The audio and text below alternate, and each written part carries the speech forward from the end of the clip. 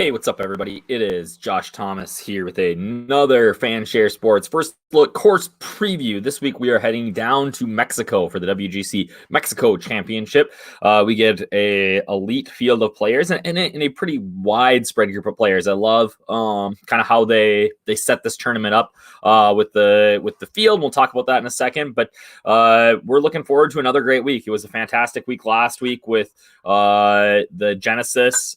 Big win for Adam Scott, another Aussie taking her down. Another great week for the course suitability metric that Lee's been pumping out.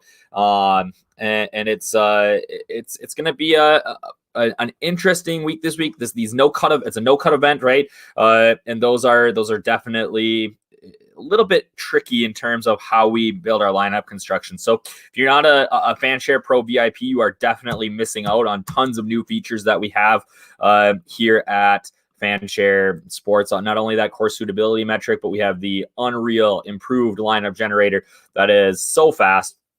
We get the best ownership projections in the game. Our boy Lyunis, I'm probably saying that wrong, has been pumping out a showdown model where you can hand build lineups within it based on he pulls in all the information for you, all the metrics, and you can build a hand build within. Has that pumping out in our Discord, and it's like I said, I think this is maybe the prime time to be a Fanshare Pro member. Things are continuing to improve. We nailed ownership last week. We got all these new and exciting things happening. We're getting into the major season. And remember, with the new change in the schedule, the major season is really condensed. So we're going to go, Masters, US Open, PGA, right, boom, boom, boom. So it's going to be, a busy spring for us here at Fanshare Sports, but I'm really looking forward to it. Like I said, this is the one of the best communities I think there is out there.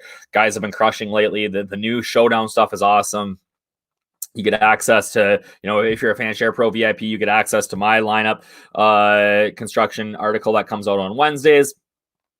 And then information from, again, the Discord is, I think, a majority of what you're paying for, along with all of the research tools, the course history, the form, again last week, if you sorted the 7K range by DK top 10 percentage, you absolutely crushed. So it's again, I think you are one of the best values in DFS, and I'm a little biased, obviously, as somebody who is a part of Fanshare, but I really think that ownership is the number one thing that you can use to differentiate yourself in GPP, and maybe the biggest indicator of success are those people who use it correctly. So we again, it's a really exciting times here at Fanshare, and I'm looking forward to another week here at the WGC Mexico Championship at Mexico, just outside of Mexico City. We are playing at, here's another one, Club de Golf Chapultepec. It's going to be the last time I say that, but it's a par 71, 73, 22 yards, played at a super high elevation. We'll see in a second here. I think the average driving distance is 296, which is fifth in my database.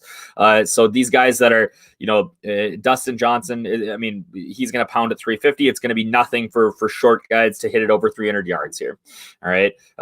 So I think it's a week where we definitely, I give a little bit of a bump, similar to last week at the Genesis, to course history, just because it's a big, if you guys never played at altitude, it's a big adjustment. All of a sudden your 7-iron's going 15 yards further. And, you really got to, you got to get the TrackMan out there on the range, and you really got to adjust. I think some of these maybe European guys might be a little more suited for this because they play at events like this. We've got Cransur, a bunch of events. A lot of South African guys might, be a little bit more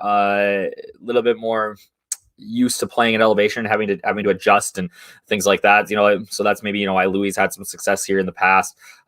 So it's an interesting test of golf. It is a very tight tree line course. It's a lot of left to right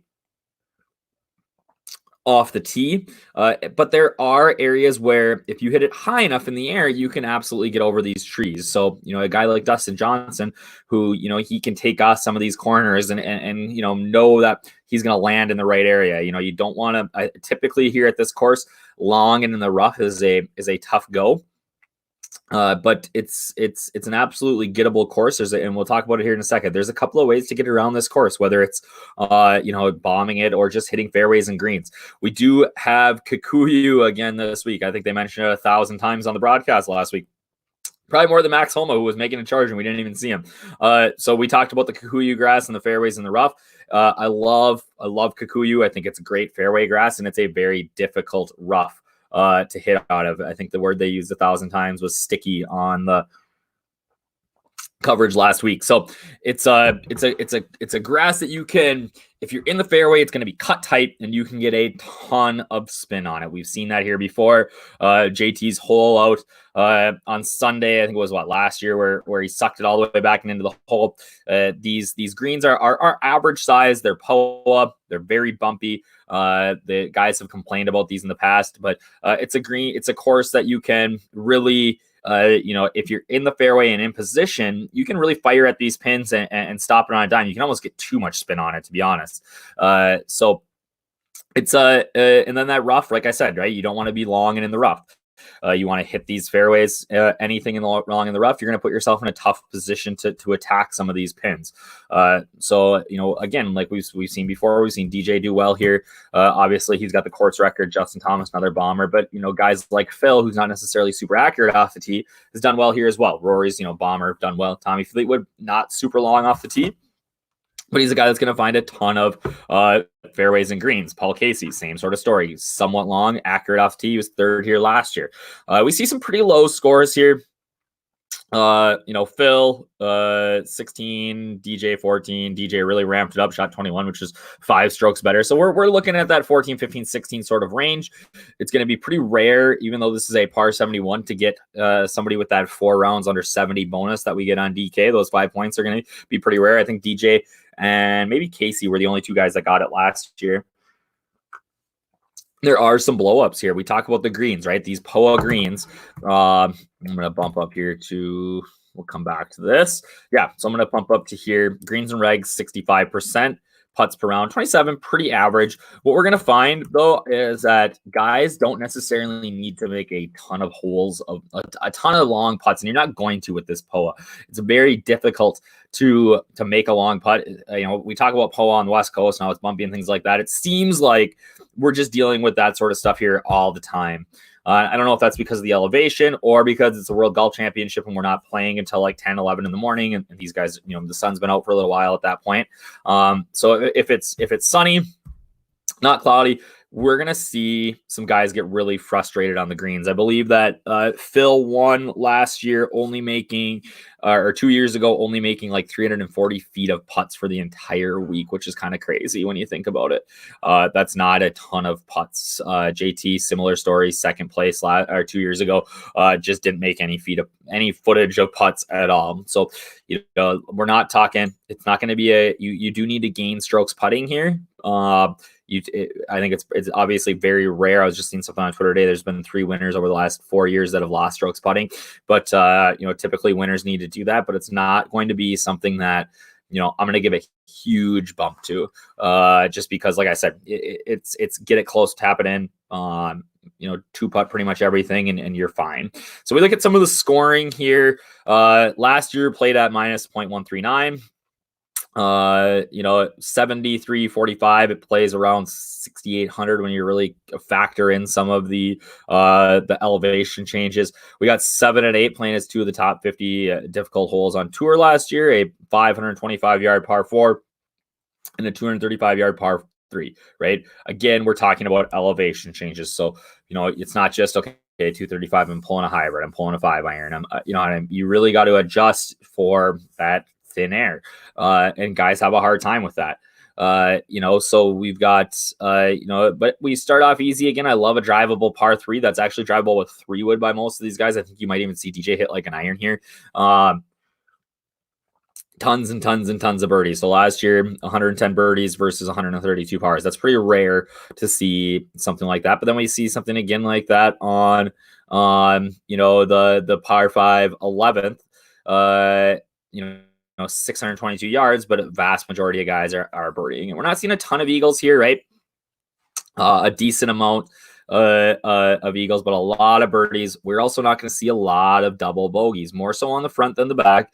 There is trouble, and typically that trouble comes when you basically get tree screwed, right? You get off course on the tee. And you end up having to punch out back into the fairway or take your medicine, or you try to hammer it through and you don't take your medicine, and now you're in big time trouble.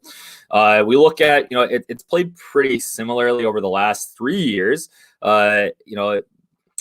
2017 played just over par, a little bit more under par in 2018 and 2019, minus 0.14. We've got, like I said, the hole number 1 is going to be your easy hole. Hole number 11, hole number 15. These par 5s that you're going to get on are going to be easy. And then you're going to have some tough ones like 7 and 8. So coming around, trying to make the turn after on, there's no cut here, but guys on Sunday, when they're making that turn here, going on to the back, you kind of got to hang on to your butt and hope that you find a way to get through 7, 8, 9, hopefully even par. Anything under par on 7, 8, 9, you're going to be feeling really good about yourself. We look at some of the course history here. Not one of the slower courses in terms of stimp, at least from the last 3 years that we've had. 11.5. Small field, 70-ish.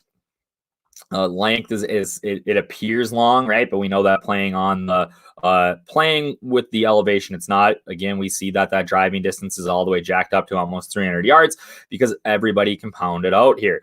We're a little bit under the average for driving accuracy, greens and regs. Decent amount of eagles, I guess. So maybe I was wrong. Birdies per round, right about average. Pars per round, right about average. Very, very average sort of course. We see, again, typical amount of fairway strokes, typical amount of rough strokes, less sand. There's not a ton of sand here. Average amount of putts. So while this is a very tight course, it plays pretty much to the averages. We will see some longer approach shots into these greens, but again, we're dealing with elevation. Anything over 200, there's going to be guys that are going to hit 9 irons at 220, depending on the wind and the elevation. So it's a little bit harder to take some of that stuff into account. So again, we have 3 years of history here, and who's done well. Well, obviously DJ's won here twice, so he's going to kind of lead the way. JT's been very good. Rory's been very good. But then we got some sneaky guys coming in. Sneds. Actually, this was one guy that did get hot with the putter and was able to, parlay that into a nice top 5 finish, I believe. Last year, Terrell Hatton has been here 3 times, has had a ton of success. Has got the Montezuma's revenge every single year that he's played here, according to his Twitter account. So that is something that we do need to watch for this week. We'll be, following guys on Twitter and Instagram and seeing if they're saying anything about, having any issues with diarrhea, because we've seen guys WD here before. We've seen guys get sick and not be able to finish their rounds.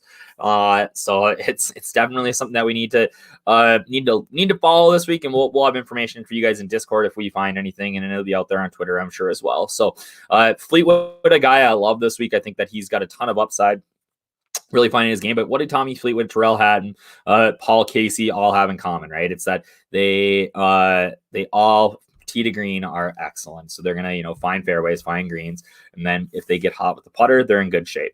Hatton actually had a chance to win that one 2 years ago against Phil and just had a putt that bounced the wrong way. Really one of the crazier shots that I remember seeing. It hit a bump in the green and bounced right or bounced left, looking from his angle. And he missed the putt and didn't get the win there. So I do like Terrell Hatton a lot this week. I love Sergio Casey. RCB is really struggling with his game right now. He's a guy I think we could look at. Cam Smith, one appearance here, did pretty well.